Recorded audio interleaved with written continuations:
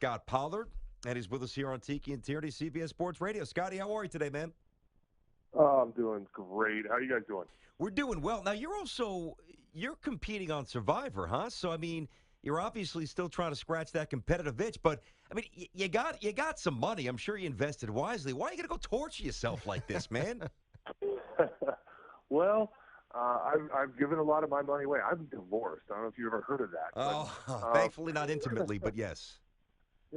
but no, there's always going to be a competitive fire. I did one thing for 30 years of my life, and that was play basketball, and then I can't play anymore. My body hurts. I don't run even anymore. So there was a totally different way of being competitive, and I'm always out for new opportunities to make more money so that I can help other people. I'm a guy that takes care of my family, and that's what I do. So as much money as I've made, I'd always like to make a little bit more so I can help more people that are less fortunate than me. How much are you weighing these days, Scott?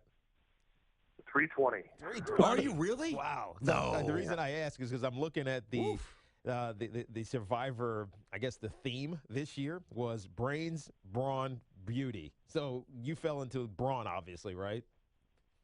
Well, you know what, Tiki, I'm a triple threat guy. I can't believe that they didn't realize that I'm a triple doctorate from MIT, Harvard, and Yale. And then you throw in the fact that I am a cover Sports Illustrated swimsuit model. I don't believe that they glossed over that. And they threw me in the Braun tribe like I'm some kind of strong guy. It was crazy. By the way, what kind of hairstyle are you rocking for the show? You always had nutty hairdos. I'm going bald because I'm going bald. Yeah. I'm going bald because I don't have an option. I'm going bald. All the product my that I put in my hair. Yeah, my forehead kept growing, and so I'm just rocking that. I'm going with that. Nice. Talking to Scot Pollard, played at Kansas, 11 years in the NBA, getting ready to Survivor. For Survivor. And he's with us here on Tiki and Tierney on CBS Sports Radio. Now, you guys have already filmed this, and you're a couple of episodes in, but it was in Cambodia. And I think a lot of people assume it's fake. How hard was surviving on Survivor? It's real. For all the skeptics out there, they don't yell cut and then hand you a latte and you sit in your director's chair and wait for the next scene. You're literally outside the whole time. You don't get any amenities.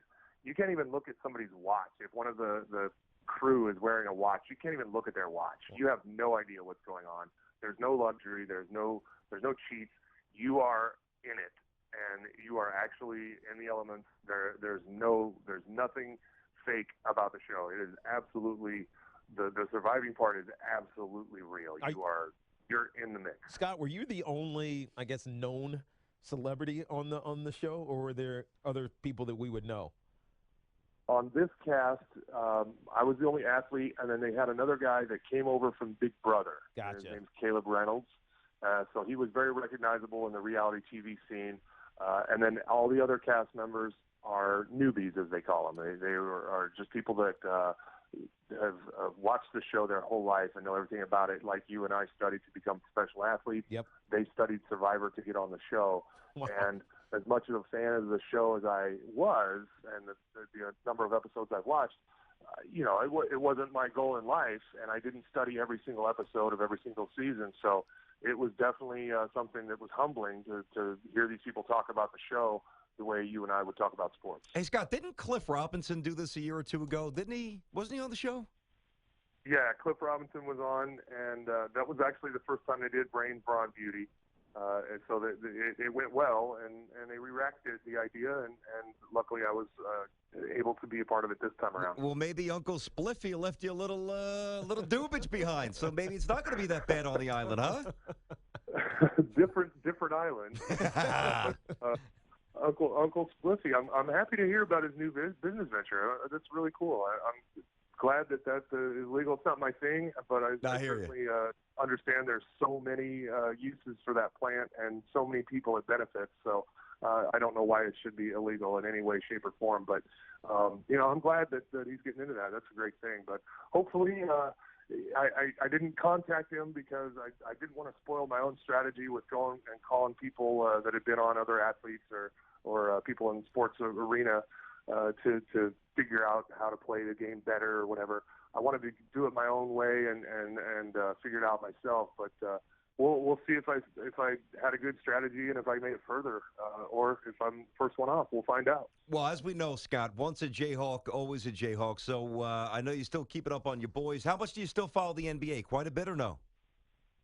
I would say less than quite a bit, but not at all. I was working for the Pacers last year and Fox doing some broadcasting, but it just the schedule and the pay didn't work out. The scale there wasn't working out to my benefit, so we parted ways amicably, and so I watched the NBA a little bit.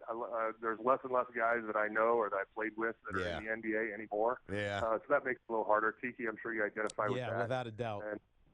And so, I watch it less and less, but, it's still something that I enjoy watching how the game changes. The Warriors are absolutely destroying the league right now, and they're changing the way basketball is going to be played in the future, and it's just because of Steph Curry and Clay and the boys. Well, somebody that you certainly can identify with because you had some good battles. Those Kings-Lakers battles were pretty damn good. Give us a thought on Kobe, maybe a young Kobe, because you guys really locked horns quite a bit in the postseason. You got a Kobe story for us? Personally, I never really liked Kobe. I didn't like the way he carried himself, but I absolutely respect the way he played the game. If I was a GM, I absolutely want him on my team. I got to find the right guys that can play with him. But there's very few players that you'd want in front of him having the ball in the history of the NBA, having the ball in the fourth quarter with the game on the line. He absolutely was a closer. I wouldn't want to play with him. But why not, Scott? Why didn't you like Kobe? I like him. I think he made the team about him as opposed to making a team about winning. Did he win a championship without Shaq? Yep, he did with Gasol. Did he? Okay, he with did. Gasol and Phil Jackson. True. But I don't think he carries his team like Jordan, for example, carried his team and made everybody on his team better. Kobe didn't have that effect on his teammates. Kobe needed he needed Batman to his Superman. He needed another superhero to help him win. Do you still think that's interesting the part about him that I don't respect? Well, Scott, do you still see the value though of a guy like Kobe in the league though? Because a lot of these young guys, they look up to him as their icon. You know what I mean? Oh, absolutely, and I absolutely adore the fanfare that he's getting right now. Every city that he's going to for the last time, pretty much he's getting the key to the city, and I respect that. I love that for the NBA because that's the way it should be. If we had known Jordan's last season for sure, that's the way it should be for these guys. If you knew it was Shaquille O'Neal's last game for sure, and when the time comes for LeBron, absolutely there should be a swan song in every single city that he plays in for the last time because of the mark that he's made in the NBA. So I absolutely respect his game. I just didn't want to be teammates with him.